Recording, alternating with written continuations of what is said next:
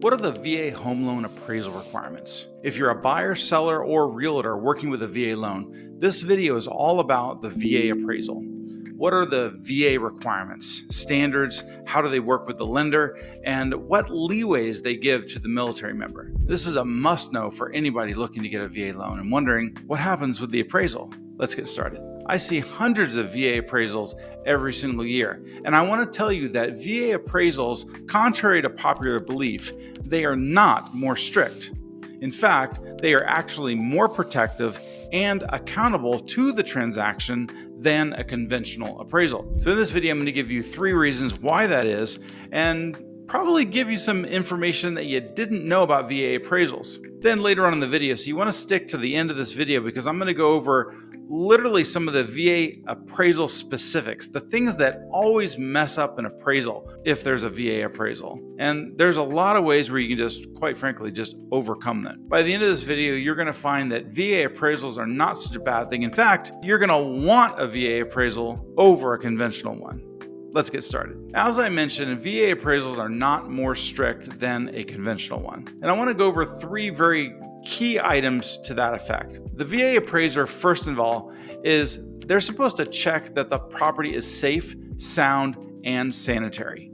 Not just for lending, but to protect the buyers of the house, obviously. There's nothing different with a VA appraisal and a conventional one in this matter. This is just simply a health and safety check. The second thing, unlike conventional appraisals, is that VA appraisers are actually accountable. Now, what do I mean by that? Thanks to the Tidewater Initiative, if the appraiser thinks that the appraised value is going to come in a little bit low, they've got to notify the lender before finalizing it. This gives the buyer, seller, and agents a chance to submit additional comps, something that almost never happens on a conventional appraisal.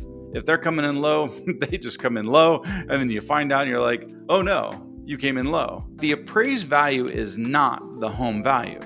The buyer and seller already established and determined the home's value by virtue of the number of the contract.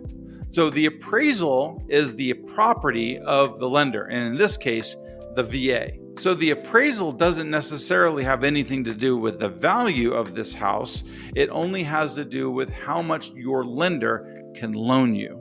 That's it. The third thing about VA loans that's unique is that every VA appraisal is reviewed by a trained VA staff appraisal reviewer called a SAR. And this is done prior to a notice of value being issued, that LNOV number. This is a second layer review that helps ensure the appraisal is fair, it's accurate, and it's consistent with VA guidelines.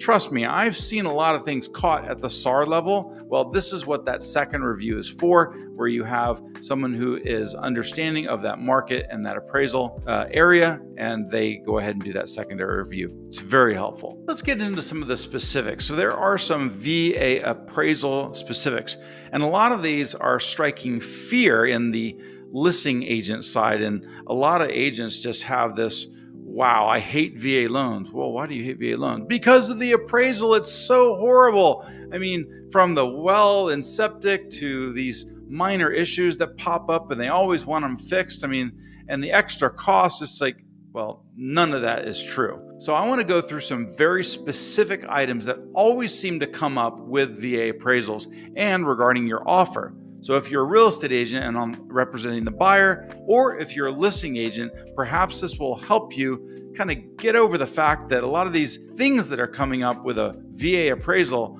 are really non-issues. All right, let's tackle the first one, well and septic systems. If a home has an individual well, it's got to provide a continuous supply of safe and potable water for drinking, bathing, and sanitation. I mean, this is just a simple water test.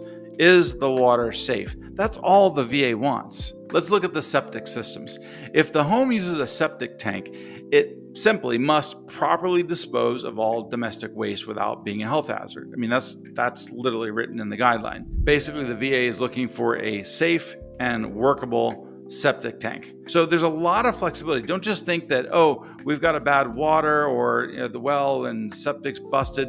Don't think that that's going to just blow up your deal. It's not. Get with your lender, talk about a potential escrow holdback, and you should still be able to make that work. Again, with the VA, you're going to hear this over and over again, all about health and safety. That's really all they care about. All right, termite inspections. Termite inspections are only required when the home is located in a, quote, very heavy or moderate to heavy termite infestation zone. Now, you can look this up on the USDA Forest Service map if you're really interested in this. Typically, what they're looking for, again, is something that could cause a health and safety issue.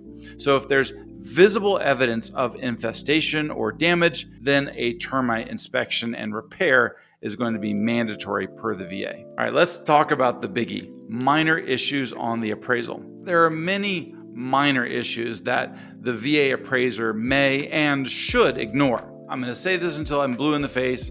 The VA is focused on safety, soundness, and sanitation, not cosmetic, not minor wear and tear. I want to give you a few things that can be generally overlooked. And if they're not, make sure you get with your lender and have this taken care of. Cosmetic items. We're talking about minor paint chips, worn carpet, ugly countertops, outdated kitchens, old appliances. I mean, I've had appraisers write down that, man, the siding is chipping, and it's they need to paint that front area because, man, it really looks bad. And it's so who cares? That's normal wear and tear for a house. You're not supposed to put that on the appraisal. Here's an important note. VA appraisers are instructed not to require repairs for cosmetic defects. They're literally instructed.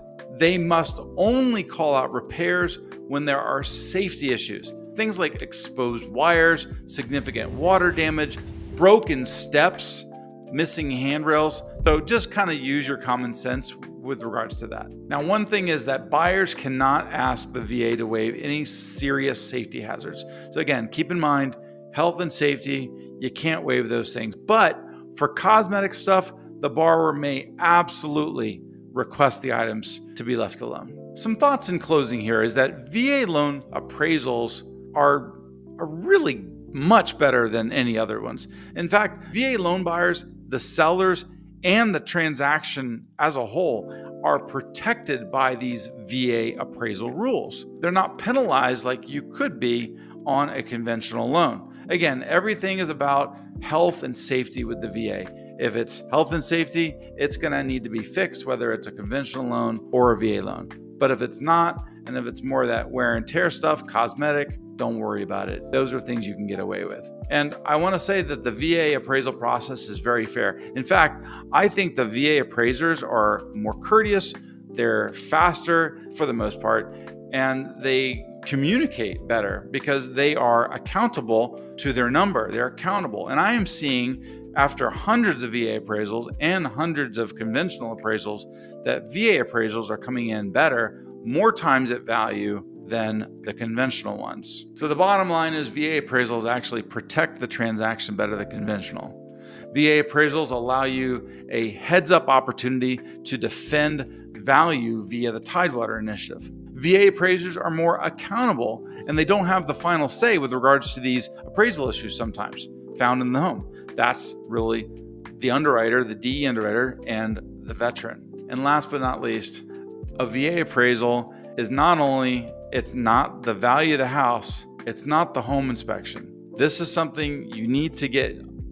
Don't think that the VA is going to come out and nitpick your home and that's going to suffice for a home inspection. It's not. You should get a separate home inspection for your own peace of mind. So if you have any further questions or comments about VA appraisals, or maybe you just disagree with me and say, VA appraisals are the worst things in the world, I strongly disagree, but hey, leave me a comment. Anyways, if you have any questions regarding VA appraisals, be sure to leave me a comment, or you can certainly email me at rick@loanwithrick.com, and I'll see you in the next video.